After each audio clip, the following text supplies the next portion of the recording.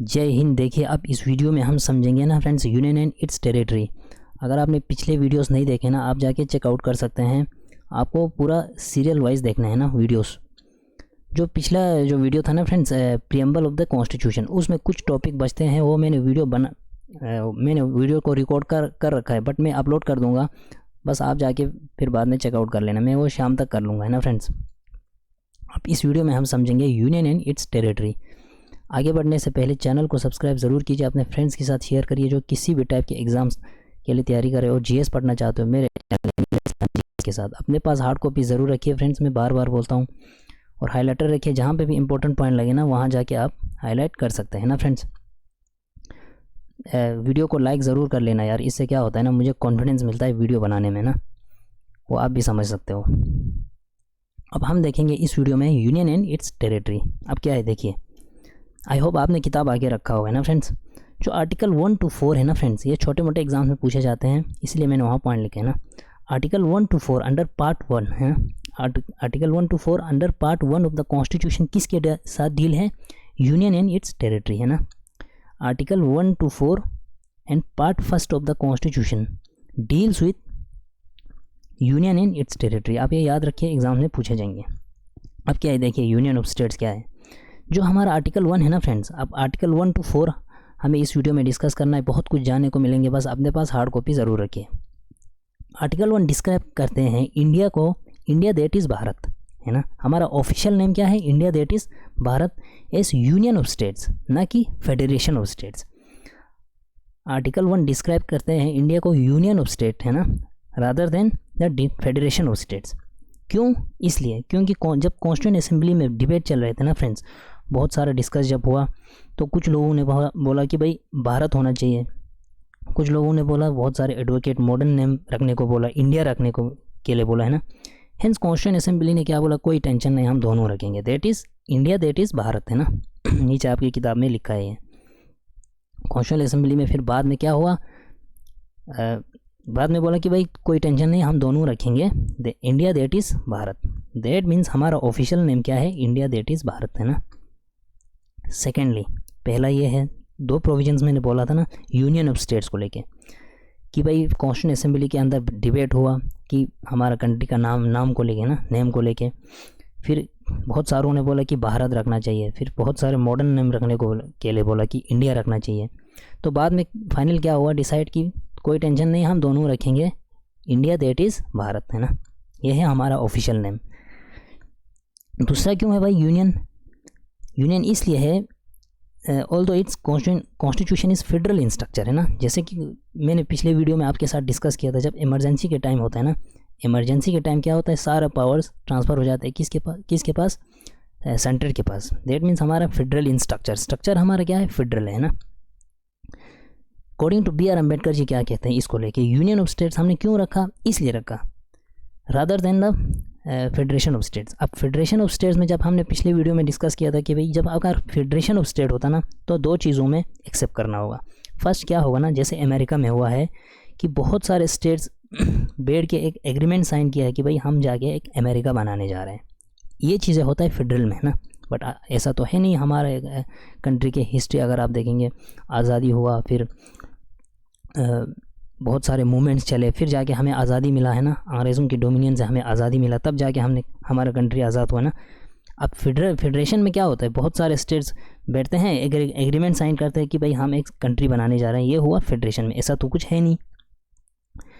यहाँ लिखा भी है ना, 2 reasons. 1, Indian federation not a result of agreement among the states like the American federation. अब अमेरिकन फेडरेशन में क्या हुआ था, बहुत सारे स्टेट्स मिला था, फिर एग्रीमेंट साइन हुआ कि भाई हम USA बनाने जा रहे हैं। ऐसा तो कुछ है नहीं, हमारा स्टेट्स इंडिपेंडेंट हुआ था अंग्रेज़ों से, है ना। पहली बात, फेडरेशन में ये होना चाहिए, ऐसा नहीं है हमारे यहाँ पे। सेकंड क्या है ना फ्रेंड्स, हमारा कोई स्टेट भारत छोड़ के बाहर नहीं जा सकते, है ना। यहाँ पे लिखा भी है, आप पढ़ सकते हैं। 2, the states have no right to secede from the federation. Federation से हम निकाल के जा नहीं सकते।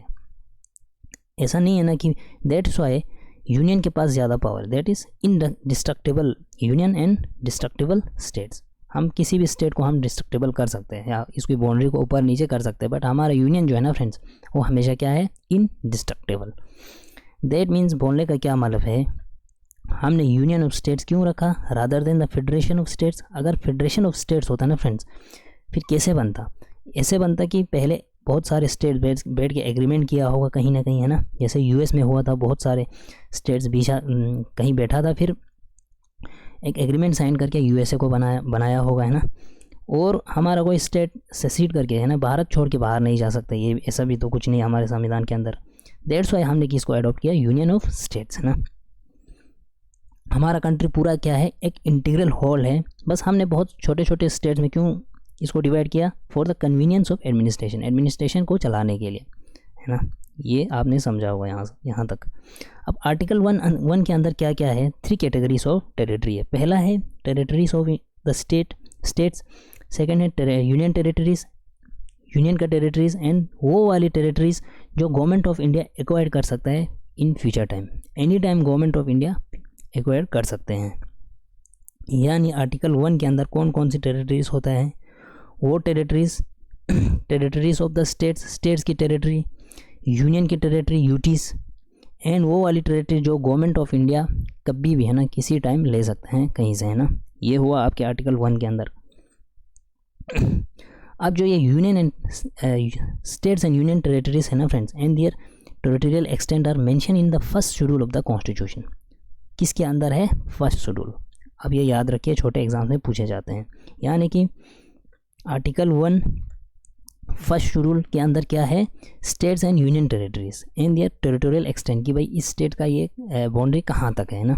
जैसे आपके मान के चलो आप यूपी का है फॉर एग्जांपल, यूपी का स्टेट कहाँ तक है, और इसके बाद कौन सा बॉर्डर है, जैसे मध्य प्रदेश का है ना, इस मध्य प्रदेश के बॉर्डर तक इस स्टेट का टेरिटोरियल एक्सटेंट यहाँ तक होना चाहिए। ये है किसके अंदर? आर्टिकल 1 के अंदर और शेड्यूल फर्स्ट के अंदर, है ना। अब आज के टाइम में कितने स्टेट्स हैं? 28 स्टेट्स एंड 8 यूनियन टेरिटरीज, है ना,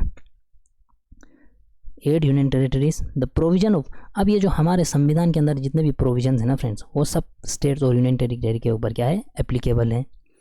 बट जो पार्ट 21 है ना, अंडर पार्ट 21 के अंदर कुछ स्पेशल प्रोविजंस हैं। किन किन स्टेट्स को लेके? महाराष्ट्र, गुजरात, नागालैंड, आसाम, मणिपुर, आंध्र प्रदेश, तेलंगाना, सिक्किम, मिजोरम, अरुणाचल प्रदेश, गोवा, कर्नाटक, इन सारे स्टेट्स को क्या है? कुछ स्पेशल प्रोविजंस तो ज़रूर है, बट हमारा जो संविधान में जो प्रोविजंस है ना, वो सारों भारत के राज्यों के ऊपर क्या है? एप्लीकेबल है।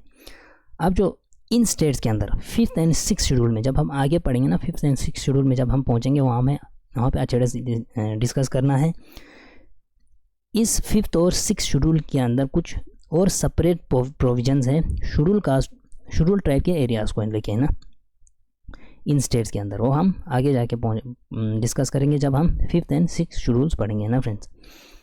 अब इसमें क्या है ना, आपने सुना होगा territory of India. Territory of India एक वाइडर है ना, ज़्यादा बड़ा है किससे? यूनियन ऑफ इंडिया से। क्यों? अब ये जो यूनियन ऑफ इंडिया बोला था ना फ्रेंड्स मैंने, यूनियन ऑफ इंडिया के अंदर खाली क्या आता है? इंक्लूड ओनली स्टेट्स, है ना, इसमें खाली स्टेट्स आते हैं ना। बट जो टेरिटरी ऑफ इंडिया है ना, टेरिटरी ऑफ इंडिया के अंदर क्या आते हैं?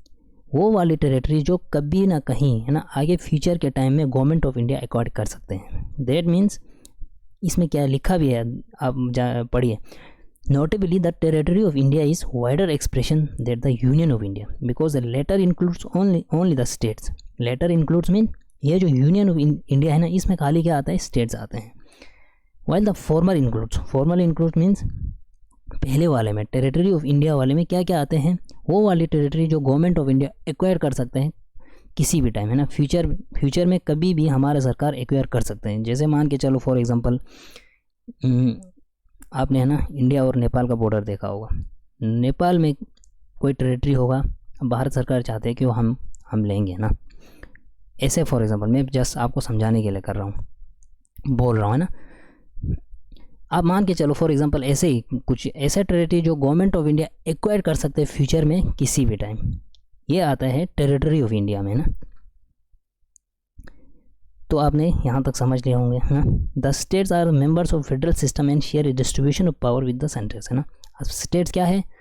फेडरल स्ट्रक्चर है। आप पावर्स को क्या होता है फेडरल स्ट्रक्चर में डिवाइड होता है between centre and the state. The union territories are acquired territories on the other hand are direct. अब जो है ना फ्रेंड्स, स्टेट जो है ना वो पावर को डिस्ट्रीब्यूट करते हैं, बट यूनियन टेरिटरीज है ना वो डायरेक्टली कौन एडमिनिस्ट्रेट करता है? Central government. अब ये याद रखिए, जैसे कि फॉर एग्जांपल कोई राज्य होगा, पंजाब, आप यूपी, कुछ कहीं का स्टेट मान लो, है ना, वो पावर को डिस्ट्रीब्यूट करता है between centre and the states. ये होता है फेडरल सिस्टम में। बट जो यूनियन टेरिटरीज है ना, जैसे कि अभी जो newly union territory Jammu and Kashmir हुआ, लद्दाख हुआ, है ना, पौंडीचेरी हुआ, इन यूनियन टेरिटरीज में डायरेक्टली कौन एडमिनिस्ट्रेट करते हैं? यूनियन गवर्नमेंट, है ना, हमारा सेंट्रल गवर्नमेंट। तो ये बात है ना friends, being a sovereign state. अब हम सॉवरेन स्टेट है ही, है ना। इंडिया जो है ना फ्रेंड्स, फॉरेन टेरिटरीज को एक्वायर कर सकते हैं इन तरीक़ों से, जैसे कि ट्रीटी के थ्रू, कि भाई किसी कंट्री के साथ हम ट्रीटी साइन करके, हम एग्रीमेंट करके भी ले सकते हैं ना, ख़रीद भी सकते हैं। जैसे फॉर एग्जांपल आपने देखा होगा जो यूएस के जो ऊपर वाले पार्ट है ना, कनाडा के ऊपर अलास्का, आपने देखा होगा, है ना।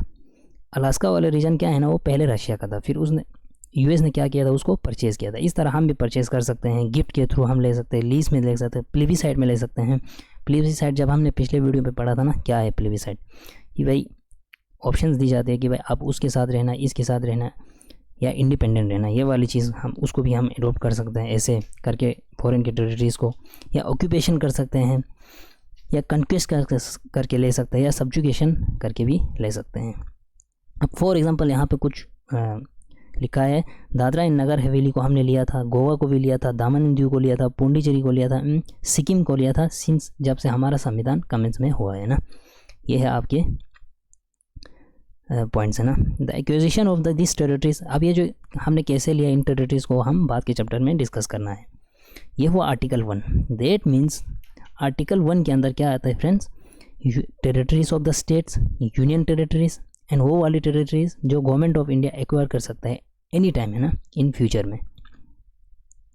ये आप जाके पढ़ सकते हैं, ये मैंने अच्छे से आपके साथ डिस्कस किया है ना। अब इस आर्टिकल 1 के अंदर है ना फ्रेंड्स, दो टर्म्स आपको याद रखने हैं, टेरिटरी ऑफ इंडिया और यूनियन ऑफ इंडिया। अब टेरिटरी ऑफ इंडिया क्या होता है? एक वाइडर एक्सप्रेशन होता है, बड़ा है, मतलब ज़्यादा बड़ा होता है किससे? यूनियन ऑफ स्टेट्स, है ना। यूनियन ऑफ स्टेट्स में क्या आता है? Union and it's states. अगर आप टेरिटरी बोलेंगे ना, वो वाले टेरिटरी जो फ्यूचर में हमारा गवर्नमेंट एक्वायर कर सकते हैं ना कभी भी। ये हुआ आर्टिकल 1। आर्टिकल 2 है ना फ्रेंड्स, अब आर्टिकल, ये मैंने डिस्कस आपके साथ कर लिया ना, यूनियन ऑफ आर्टिकल 1 हो गया। अब आर्टिकल 2 जो है ना फ्रेंड्स, अब इसमें क्या है देखिए, आर्टिकल 2 है ना, ये क्या करती है? पार्लियामेंट को, हमारे संसद को पावर देती है। Article 2 grants to power to the parliament. Parliament को दो तरीके की पावर देता है। पहला क्या है? The power to admit into the union of India new states and the power to establish a new state. अब क्या है? The first refers to the admission of states which are already in existence. वो वाले हम किसी भी area को, है ना, एडमिशन देते हैं, जैसे कि एक रीजन है उसको ऑलरेडी एग्जिस्टेंट है, बट हम उसको क्या बना देते हैं? स्टेट बना देते हैं ना। ये आर्टिकल 2 के अंदर आता है। ये एक ये हुआ। दूसरा ये पावर है पार्लियामेंट के पास, कि भाई पावर ऑफ पार्लियामेंट, यहाँ पे ऑफ है ना फ्रेंड्स, 2 फॉर एग्जाम्पल, सॉरी। अब क्या है? पहला पावर की पार्लियामेंट के पास पावर है किसी भी एरिया को हम एडमिशन देना as a new state of India. ये हुआ पहला पावर पार्लियामेंट के। दूसरा पावर क्या है? सेकंड पावर पार्लियामेंट के, कि भाई establishment of states which are not in existence before, कि भाई पहले से नहीं है, हम कहीं से, जैसे कि मान के चलो ये है इंडिया के साउदर्न पार्ट, यहाँ पे एक आर्चिपिलागो है या एक आइलैंड मान लो, है ना, इसको हमने किसके साथ मिला दिया? हमारे भारत के साथ। अब इसको हमें क्या बनाना है? स्टेट बनाना है। फॉर एग्जांपल मान के चलो, है ना, ये पावर भी किसके पास है? पार्लियामेंट के पास। अब पहला पावर क्या है? कि भाई हमें एक स्टेट को एडमिशन देना जो ऑलरेडी एग्जिस्टेंस है। सेकंड पावर पार्लियामेंट के पास क्या है? वो पावर जो हम एक स्टेट को बनाना है। जैसे फॉर एग्जांपल मैंने आपको बोला कि यहाँ पे एक आइलैंड है, उसको हम भारत के साथ मिला के उसको हम स्टेट बनाना। ये हुआ पार्लियामेंट के 2 पावर। ये किसके आर्टिकल के अंदर है? आर्टिकल 2 के अंदर, है ना फ्रेंड्स। अब आर्टिकल 3 जो है ना फ्रेंड्स, इसके अंदर क्या है? सॉरी फ्रेंड्स, देखिए आर्टिकल 3 के अंदर क्या है? Internal readjustment readjustment of states है ना। जैसे कि फॉर एग्जांपल क्या मान के चलो आप, यहाँ पे लिखा भी है article 3 on the other hand relate to the formation of change of the existing states of union of India, कि अगर जैसे देखिए हमारा मैप है, पॉलिटिकल मैप आपने देखा होगा, उसके अंदर ऑलरेडी स्टेट्स और बहुत सारे यूनियन टेरिटरीज हैं। अब उसको चेंज करना है ना, पॉलिटिकल मैप को चेंज करना है, ये सारा पावर किसके पास है? पार्लियामेंट के पास। इसको कहते हैं इंटरनल रीएडजस्टमेंट है ना। अंदर हमारे अंदर ऑलरेडी है, हम उसको ऊपर नीचे रीएडजस्ट कर सकते हैं। ये कि किस आर्टिकल के अंदर है? आर्टिकल 3। अब उसके बाद दूसरा टॉपिक है parliament's power to reorganise the states. ये है आर्टिकल 3 के अंदर, आपको समझ आ जाएंगे। देखिए आर्टिकल 3 के अंदर क्या क्या है। Form a new state by separation of territory from any states, कि भाई एक स्टेट है, जैसे कि आप मान के चलो आंध्र प्रदेश से तेलंगाना अलग हुआ था ना, वही आप यहाँ मान के चलो कि भाई एक स्टेट के अंदर ऑलरेडी टेरिटरी है, उसको अलग करके वो स्टेट बनाना। और एनी स्टेट और बाय यूनाइटिंग 2 और मोर स्टेट्स, और एक या दो से ज़्यादा स्टेट्स को यूनाइट करना, उसको भी एक स्टेट बना देना। ये है आर्टिकल 3 के अंदर। To a part of state है ना, जैसे कि मान के चलो फॉर एग्जांपल एक स्टेट है, एक बड़ा स्टेट है, एक मिनट में यहाँ पेन ले लेता हूँ फ्रेंड्स। ये एक बड़ा स्टेट है ना, अब सरकार चाहते हैं इसको अलग करके 2 स्टेट बनाएंगे। जैसे आप ये तेलंगाना मान लो, या इसको आप आंध्र प्रदेश मान लो। ये है आर्टिकल 3 के अंदर। या क्या है, इसमें बहुत सारे छोटे छोटे ऐसे टेरिटरीज है ना, इसको मिला के हम क्या बनाएंगे? एक राज्य बनाएंगे। ये भी है आर्टिकल 3 के अंदर, ये आपने समझे होंगे। पहला फर्स्ट ये है। सेकंड क्या है भाई? Increase the area of any state, कि भाई हम इस एरिया को बढ़ाने जा रहे हैं यहाँ तक। ये भी पार्लियामेंट के पास है, आर्टिकल 3 में आते हैं। इस राज्य के एरिया को बढ़ाने जा रहे हैं, आर्टिकल 3 में है। Diminish the area of any state, कि भाई इस एरिया को खाली बढ़ाना है, इसको कम भी कर सकता है। ये है आर्टिकल 3 के अंदर। ये है सी पॉइंट आपके लिखा है। Alter the boundaries of any state है ना, बाउंड्रीज को हम अल्टर कर सकते हैं, ऊपर नीचे कर सकते हैं। ये है आर्टिकल 3 के अंदर। Alter the name of the state, अब इस राज्य के नेम को भी अल्टर कर सकते हैं ना, ये भी है आर्टिकल 3 के अंदर। आप ये याद रखिए। हावेवर, अब ये जो बिल को है ना पार्लियामेंट में लाने के लिए कुछ चीज़ें तो ज़रूर चाहिए ही। इसमें क्या चाहिए? A bill contemplating the above change can be introduce parliament. अब इस बिल को अगर पार्लियामेंट में लाना होगा ना, जैसे आपने किसी स्टेट को बना दिया, या किसी के एरिया को कम कर दिया, या किसी के एरिया को बढ़ा दिया, इस बिल को पार्लियामेंट में सरकार लाने के लिए किसके रिकमेंड चाहिए? President of India. ये आपकी किताब में लिखा है, आप देख सकते हैं ना। Only with the prior recommendation of the president. किसके रिकमेंड पे? प्रेसिडेंट के रिकमेंड पे। द प्रेसिडेंट है refer the same to the state legislature concern for concerning its view with in a specified period. अब जाके प्रेसिडेंट क्या करेगी? ये जो है ना बिल, जिसको स्टेट की किसी बाउंड्री को चेंज करना होगा, कम करना होगा, ज़्यादा करना होगा, या किसी के साथ किसी को मिलाना होगा, तो प्रेसिडेंट किसको भेज देती है? स्टेट लेजिस्लेटिव को है ना, उस स्टेट के। जैसे कि फॉर एग्जांपल ये एक स्टेट है, इसके अंदर एक लेजिस्लेटिव असेंबली है। अब प्रेसिडेंट क्या करेगी? इस बिल को यहाँ पे स्टेट लेजिस्लेटिव असेंबली के पास भेज देगी, इनके खाली व्यूज़ को जानने के लिए, ना कि इनके कंसेंट को नहीं। कंसेंट कुछ नहीं होता है, ये सारा पार्लियामेंट ही अपने उसका विल होता है कि पार्लियामेंट का है ना करूँ कि नहीं करूँ, बाउंड नहीं है ना। बट ये जब प्रेसिडेंट है ना, प्रेसिडेंट कहाँ पे बिल को सेंड करेगी? स्टेट के लेजिस्लेटिव के पास, उनके खाली व्यूज़ को जानने के लिए। बाकी सारा पार्लियामेंट के पास है कि भाई क्या क्या पावर है। To form a new state और union territory by uniting a part of any state और union territory to form any other state और यूनियन टेरिटरी, कि भाई कोई स्टेट बनाना, किसी स्टेट के साथ किसी को मिलाना, या उस स्टेट को घटा के यूनियन टेरिटरी बनाना। जैसे जम्मू एंड कश्मीर को 2 भागों में यूनियन टेरिटरी बना देना ना, ये सब किसके पास पावर है? पार्लियामेंट के पास। और अंडर किसके आर्टिकल के अंदर आते हैं? आर्टिकल 3 के अंदर। आई होप आपने समझे होंगे ना। अब जो प्रेसिडेंट और पार्लियामेंट है ना, वो बाउंड नहीं है किसके ऊपर? इस स्टेट लेजिस्लेटिव असेंबली के ऊपर, कि अगर पार्लियामेंट चाहे तो इसको रिजेक्ट भी कर सकते हैं और एक्सेप्ट भी कर सकते हैं। ये नहीं बोलेंगे कि भाई ये इस स्टेट ने इसको एक्सेप्ट नहीं किया तो हम इसको आगे एक्सेप्ट नहीं करेंगे, ऐसा कुछ नहीं है। ये बाउंड नहीं है। जाके आगे जाके स्पेसिफाइड पीरियड के पास, एक पीरियड के बाद ये किसके पास पहुँचेगी? या पार्लियामेंट प्रेसिडेंट के पास, और पार्लियामेंट की मर्ज़ी है कि इसको एक्सेप्ट करूँ या रिजेक्ट करूँ, है ना friends. Further, it not necessary to make fresh reference to the state legislature every time an amendment to the bill is moved except or parliament। अब पार्लियामेंट को जाके इसको क्या करना है? आगे जाके एक्सेप्ट करना है। अब पार्लियामेंट की मर्जी है कि एक्सेप्ट करूँ या रिजेक्ट करूँ। अब वो स्टेट के है ना कंसेंट को नहीं मानेगी। अब स्टेट के खाली किस चीज़ को ले भेजा था, इसको व्यूज़ के लिए। अब वो स्टेट चाहते क्या है, क्यों उस स्टेट की जो लेजिस्लेटिव असेंबली में जो मेंबर्स बैठते हैं ना, वो किसने इलेक्ट करके भेजा है, उस स्टेट के रेजिडेंट्स हैं, उस स्टेट के लोगों ने। अब इसका क्या मतलब हुआ, लोगों के राय को जानने के लिए इस बिल को कहाँ सेंड कर दिया है, प्रेसिडेंट स्टेट लेजिस्लेटिव असेंबली के अंदर। अगर आपको है ना सेम केस अगर आपको किसी यूनियन टेरिटरी को कुछ बनाना होगा, ऊपर नीचे करना होगा, ये कौन डायरेक्टली कौन करती है, सेंट्रल गवर्नमेंट। क्यों, यूनियन टेरिटरीज डायरेक्ट कौन एडमिनिस्टर करता है, सेंट्रल गवर्नमेंट। किसी चीज़ की ज़रूरत नहीं है कि भाई आप उस यूनियन टेरिटरी के उसके लेजिस्लेटिव असेंबली में भेज दो, ऐसा कुछ नहीं है। यूनियन टेरिटरीज में खाली क्या है, डायरेक्टली सेंट्रल गवर्नमेंट ऊपर नीचे कर सकते हैं। इसलिए कर सकते हैं क्योंकि सब पावर किसके पास है, जो यूनियन टेरिटरीज है ना फ्रेंड्स, ये डायरेक्टली कौन एडमिनिस्टर करते हैं, सेंट्रल गवर्नमेंट। ये यहाँ पे लिखा है ना।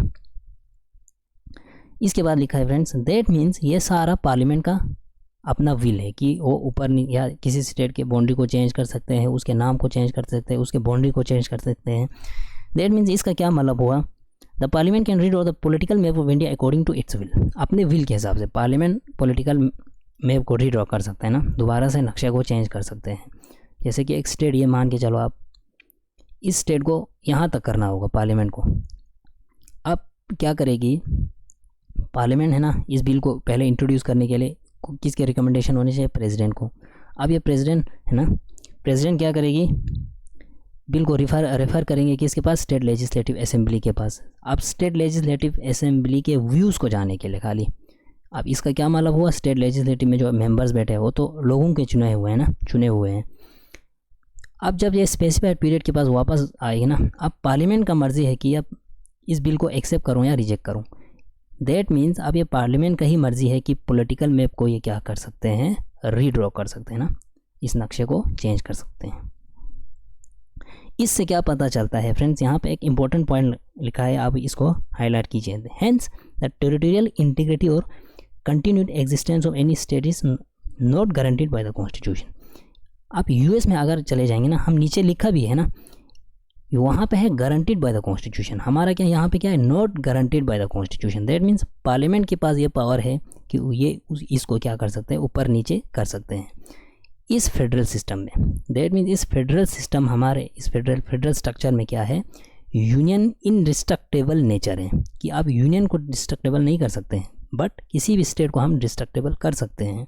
दैट मीन्स मैंने अभी तक आपको समझा रहा था ना, एक स्टेट है, इसकी बाउंड्री को ऊपर नीचे कर सकते हैं, नाम को भी चेंज कर सकते हैं। ये सब किसके पास पावर है, फेडरल या यूनियन गवर्नमेंट के पास। दैट मीन्स हमारा फेडरल स्ट्रक्चर के अंदर क्या है, यूनियन जो है ना वो इनडिस्ट्रक्टेबल है, बट स्टेट क्या है, डिस्ट्रक्टेबल है। ऑन द अदर हैंड, इसीलिए मैं आपको यहाँ बोल रहा हूँ, इंपॉर्टेंट पॉइंट है, द टेरिटोरियल इंटीग्रिटी और कंटिन्यूड एग्जिस्टेंस। जो कंटिन्यूड एग्जिस्टेंस है ना, ऑलरेडी एक स्टेट होगा, ये जो गारंटीड नहीं है हमारे कॉन्स्टिट्यूशन के अंदर। ये ऊपर नीचे कर सकते हैं ना किसी भी टाइम, किसके विल पे, पार्लियामेंट के विल पे। खाली स्टेट लेजिस्लेटिव असेंबली में उनके व्यूज़ को जानने के लिए भेजते हैं ना।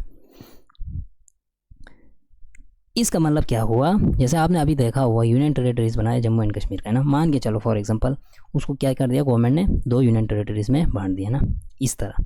दैट मीन्स हमारा यूनियन क्या है, इनडिस्ट्रक्टेबल यूनियन है और डिस्ट्रक्टेबल स्टेट्स है। किसी भी स्टेट को आप ऊपर नीचे कर सकते हैं। अब अगर यूएस में चले जाएंगे ना फ्रेंड्स, वहाँ पे क्या है, indestructible states, indestructible union. States के पास भी पावर है, यूनियन के पास भी पावर है। अगर ये तो अब यूएस के लड़के को खुद पढ़ना है, हमें उसको पढ़ने की ज़रूरत नहीं है ना फ्रेंड्स। दैट मीन्स यूएस में अगर चले जाएंगे ना, वहाँ पे कॉन्स्टिट्यूशन के अंदर क्या है, यहाँ लिखा भी है, in US on the other hand the territorial integrity और continued existence of state is guaranteed by the constitution. हमारा नॉट ग्रांटेड, बट यूएस में ग्रांटेड बाय द कॉन्स्टिट्यूशन। वहाँ के संविधान में ही लिखा है कि भाई आप ना किसी स्टेट को चेंज कर सकते हैं, ना यूनियन को चेंज कर सकते हैं। दैट इज़ वाई हमारे यहाँ पे क्या है, फेडरल स्ट्रक्चर जो है ना इनडिस्ट्रक्टेबल है। यूएस में दोनों पे, या स्टेट के लेवल पे या सेंट्रल के लेवल पे, दोनों क्या है, इनडिस्ट्रक्टेबल है ना। American federal government can not be form new state. अब यूएस में चले जाएंगे ना, यूएस गवर्नमेंट को ये नहीं है ना, पावर नहीं है कि वो किसी और स्टेट को बना दें। क्यों, वहाँ पे फेडरल है, बहुत सारे स्टेट्स ने मिल के एक कंट्री को बनाया था है ना। फेडरल स्ट्रक्चर में तो यही होता है ना, हमने पहले अभी डिस्कस किया था। ये हुआ आर्टिकल 3, है ना फ्रेंड्स। अब आर्टिकल 4 के अंदर क्या है? आर्टिकल 4 के अंदर है वही कि पहले वाले आर्टिकल जो हमने आर्टिकल 2 पढ़ा था, क्या पढ़ा था कि भाई किसी स्टेट को एडमिशन देना, उसको नया स्टेट बनने के लिए, या किसी स्टेट को बनाना, ये आते हैं आर्टिकल 4 के अंदर। सेकंड जो आर्टिकल 3 में हमने क्या डिस्कस किया था कि भाई हम किसी भी स्टेट को ऊपर नीचे कर सकते हैं, उसके नाम को चेंज कर सकते हैं, उसके बाउंड्री को चेंज कर सकते हैं। ये नहीं आते हैं कि इसके अंदर आर्टिकल 368। आर्टिकल 368 में क्या होता है? एमेंडिंग, है ना। किसी भी आर्टिकल को एमेंडिंग करना है, एमेंड करना। अगर किसी गवर्नमेंट को, सरकार को किसी भी एरिया को या किसी भी रीजन को स्टेट घोषित करना होगा, या किसी एरिया को स्टेट बनाना होगा, या किसी एरिया को हमें स्टेट के एडमिशन देना, या किसी एरिया के नाम को चेंज करना, या इसकी बाउंड्री को चेंज करना, या इसके एरिया को डिमिनिश करना या इंक्रीज़ करना, या दो एरिया को मिला के स्टेट बनाना, या दो एरिया को कम करके स्टेट बनाना, ये सब किसके अंदर नहीं आते हैं? आर्टिकल 368। आर्टिकल 368 के अंदर क्या है? अमेंडमेंट्स ऑफ द कॉन्स्टिट्यूशन, है ना। ये किसके अंदर नहीं आते हैं? आर्टिकल 368 के अंदर नहीं आता है फ्रेंड्स, ये याद रखिए, है ना। This means that such laws can be passed by simple majority and by ordinary legislative process. ये क्या है? एक सिंपल मेजोरिटी से पार्लियामेंट में एक बिल पास होता है, उसी के थ्रू हम ये सब कर देते हैं। क्या क्या करते हैं? आर्टिकल 2 और आर्टिकल 3। इट मीन्स, आप याद रखिए, ये बहुत इंपॉर्टेंट पॉइंट है। It means article 2 and article 3 जो है ना फ्रेंड्स, ये सिंपल मेजोरिटी के थ्रू पार्लियामेंट करते हैं। आई होप आपने अच्छे से समझे होंगे, है ना फ्रेंड्स। और एक बार मैं समझाता हूँ, देखिए। आर्टिकल 2 एंड आर्टिकल 3 के अंदर हमने क्या क्या बोला था कि भाई एक एडमिशन देना स्टेट्स को, किसी भी स्टेट को, या किसी कंट्री से हमें एरिया ला के उसको स्टेट बनाना, एक बात। सेकंड बात जो आर्टिकल 3 में बोला था कि भाई हमें किसी दो एरिया को मिला के करना स्टेट, या दो यूनियन टेरिटरीज आप मान के चलो मिला के स्टेट बनाना, बहुत सारे स्टेट्स को, छोटे छोटे स्टेट्स को मिला के एक स्टेट बनाना, या किसी एरिया को आपको कम करना, ज़्यादा करना, है ना, उसकी बाउंड्री को अल्टर करना, उसके नेम को अल्टर करना, ये सब किसके आता है? आर्टिकल 2 एंड 3 के अंदर। अब आर्टिकल 4 क्या बोल रहा है कि भाई अब ये जो आर्टिकल 2 एंड 3 है ना, ये नहीं आना चाहिए किसके अंदर? आर्टिकल 368। अब आर्टिकल 368 में क्या आता है? अमेंडमेंट्स ऑफ द कॉन्स्टिट्यूशन, है ना। ये किसके थ्रू होगा? Simple majority of the parliament. Parliament में एक बिल पास होगा और मेंबर्स उस पर साइन करेंगे, हो गया बिल पास। आई होप आपने अच्छे से समझे होंगे। अब इसके बाद और एक क्वेश्चन खड़ा हो जाता है ना फ्रेंड्स, क्वेश्चन लिखा भी है यहाँ पे कि भाई जो हम फॉरेन के टेरिटरीज है ना, अगर हमारे पास किसी को फॉरेन के, थोड़ा हमारे पास ज़मीन बचा होगा ना, अगर हमें इस ज़मीन को किसी बाहर की कंट्री को देना होगा, मान के चलो, है ना, ये हुआ था बीरूबारी यूनियन में ना, मैं आगे बोलूँगा आपके साथ डिस्कस करूँगा ना, क्या वो भी आर्टिकल 368 के अंदर आना चाहिए? भाई इस पे हुआ क्वेश्चन, डिबेट हुआ। अब इसको लेके सुप्रीम कोर्ट में एक रूल पास होता है 1960 में। क्या होता है ना फ्रेंड्स, एक बीरूबारी करके रीजन है, कहाँ पे? इंडिया बांग्लादेश के पास, है ना। जब पहले 1960 में तो ईस्ट पाकिस्तान था ना, पाकिस्तान में बहुत एजिटेशन हुआ कि भाई बोला, ये पाकिस्तान ने बोला कि भाई ये जो बीरूबारी का रीजन है ये हमारा है, हमें वापस दे दो। अब इसको लेके सुप्रीम कोर्ट में रूल आया, ये क्या हुआ? Held that power of parliament to diminish the area of state under article 3 does not cover cession of Indian territory of foreign country. Supreme Court ने क्या बोला 1960 में भाई कि अगर आप बीरूबारी जो यूनियन है ना, उसको अगर आपको पाकिस्तान को देना है ना, ये आर्टिकल 3 के हिसाब से नहीं होना चाहिए। इसका क्या मतलब हुआ? अब आर्टिकल 3 के हिसाब से नहीं है तो अमेंडमेंट नहीं है ना, आर्टिकल 3 और 2। इसको लेके क्या हुआ, मेजोरिटी तो इंडियन नेशनल कांग्रेस का था ना, एक अमेंडमेंट पास हुआ, है ना। यहाँ लिखा भी है, hence Indian territory can be ceded to a foreign state only by, अगर आपको किसी, जैसे कि मैं बोल रहा हूँ ना ऊपर, जैसे कि ये ज़मीन होगा, इसको आपको किसी देश के, अगर इस पाकिस्तान में यूनियन बीरूबारी में यही हुआ था, बीरूबारी में बोला था कि भाई पाकिस्तान ने इस पाकिस्तान, अब तब तो पाकिस्तान था ना, फिर 1971 में बांग्लादेश एक सॉवरेन कंट्री बन गया ना, आज़ाद हो गया। पाकिस्तान ने बोला कि ये जो बीरूबारी है ना, ये हमारे हैं, हमें वापस चाहिए, है ना। अब बाद में फिर इसका आधा जो है ना बीरूबारी किसको दे दिया? पाकिस्तान को। अब सुप्रीम कोर्ट बोल रहा है कि भाई जो आर्टिकल 2 एंड 3 है ना, ये इसके अंदर नहीं आना चाहिए। इसको लेके क्या हुआ, आर्टिकल 368 में क्या बोलते हैं? आर्टिकल 368 में बोलता है कि भाई अगर आपको किसी भी एरिया को ऊपर नीचे करना है, आर्टिकल 368 के अंदर नहीं होना चाहिए ना। अब इस ये जो रीजन बीरूबारी है ना, इसको लेके बोला कि भाई हमें आर्टिकल में कॉन्स्टिट्यूशन में क्या करना होगा, अमेंड करना होगा। इसको लेके एक अमेंडमेंट पास होता है 9th constitutional amendment act of 1960, 9th constitutional amendment act of 1960। और आधे इसके बीरूबारी है ना, इसको किसके पास हवाले कर दिया, पाकिस्तान के पास। ये बोल रहा है आपकी किताब में ना। ऑन द अदर हैंड क्या होता है, the supreme court in 1969 rule that, supreme court में और एक केस आते हैं 1969 में, उसमें बोलते हैं settlement of boundary dispute between India and another country does not require constitutional amendments. अगर किसी के साथ हमें बाउंड्री डिस्प्यूट के लेके हमें ये सेटल करना होगा ना, ये नहीं आना चाहिए किसके अंदर, कॉन्स्टिट्यूशनल अमेंडमेंट के अंदर। जैसे कि एक बाउंड्री है, इसके ऊपर डिस्प्यूट चल रहा है ना, ये नहीं आना चाहिए किसके अंदर, आर्टिकल 368 के अंदर। इट कैन बी, ये आपस में दोनों गवर्नमेंट बैठ के हम क्या कर सकते हैं, एग्जीक्यूटिव एक्शंस के थ्रू हम सॉल्व कर सकते हैं। बट ये जो हम दे रहे हैं ना किसी को, ये action and it does not involve cession of Indian territory to the foreign. ये इसका मतलब ये नहीं है कि भाई बाउंड्री डिस्प्यूट का मतलब हम उस फॉरेन कंट्री को या हमारा एरिया ही दे रहे हैं ना। अगर किसी के साथ हम बाउंड्री डिस्प्यूट चल रहा है ना, उसमें खाली एग्जीक्यूटिव एक्शन के थ्रू आप सॉल्व कर सकते हैं। इसका मतलब ये नहीं है कि हम उसको दे रहे हैं ना, यहाँ पे ये लिखा है। इसके बाद जो लास्ट टॉपिक है ना फ्रेंड्स, ये है exchange of territories with Bangladesh. अब इसको लेके कुछ टेरिटरीज एक्सचेंज होते हैं किसके साथ, बांग्लादेश के साथ। क्या होता है देखिए, 100th कॉन्स्टिट्यूशनल अमेंडमेंट एक्ट पास होता है 2015 में। इसमें क्या होता है ना फ्रेंड्स, कुछ बाउंड्री के इश्यूज़ होता है इंडिया और बांग्लादेश में। उसके बाद क्या होता है, दोनों गवर्नमेंट बैठ के कुछ प्रोटोकॉल्स को साइन करते हैं। 111 इनक्लेव्स क्या करते हैं बांग्लादेश को, वाइल बांग्लादेश ट्रांसफ़र 51 इनक्लेव्स। अब इसका मतलब ये नहीं कि हम किसी को अपना टेरिटरी दे रहे हैं ना। बाउंड्री अगर आप बाउंड्री खोल के देखेंगे ना, इंडिया और बांग्लादेश की इस तरह की बाउंड्री है ना। अब क्या हुआ था, जब रेड क्लिफ ने बाउंड्री को ड्रॉ किया ना, तब कंफ्यूज हुआ था और कुछ इनक्लेव्स चला गया बांग्लादेश में, कुछ आ गया इंडिया में।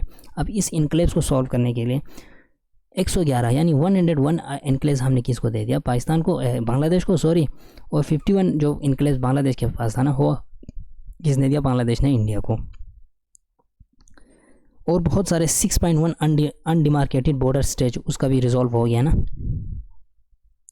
किसके कंसेंट के थ्रू, कुछ स्टेट जैसे Assam, West Bengal, Meghalaya, Tripura in the first schedule of the constitution. ये किस शेड्यूल के अंदर आता है, फर्स्ट शेड्यूल है ना।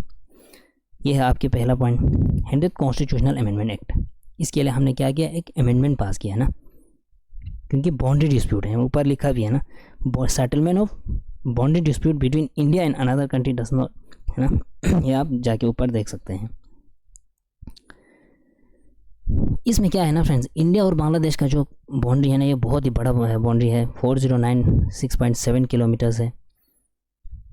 अब रेड क्लिफ ने जब बाउंड्री को ये किया था ना, ड्रॉ किया था, तो बहुत सारे ये ऊपर नीचे तो हो गया था ना। अब ऐसे ये वाले ऐसे बाउंड्री को उसको भूल गया होगा। अब बहुत सारे रिजॉल्व, इस इशू को रिजॉल्व करने के लिए बहुत सारे ये एग्रीमेंट साइन हुए, जैसे कि बाघे अवार्ड ऑफ 1950, फिर नेहरू नून एग्रीमेंट हुआ 1958 में। इस तरह फिर ये आगे चलते गए। ये इंपॉर्टेंट पॉइंट है एग्ज़ाम के पॉइंट ऑफ व्यू से, तो फिर आप खुद भी पढ़ सकते हैं।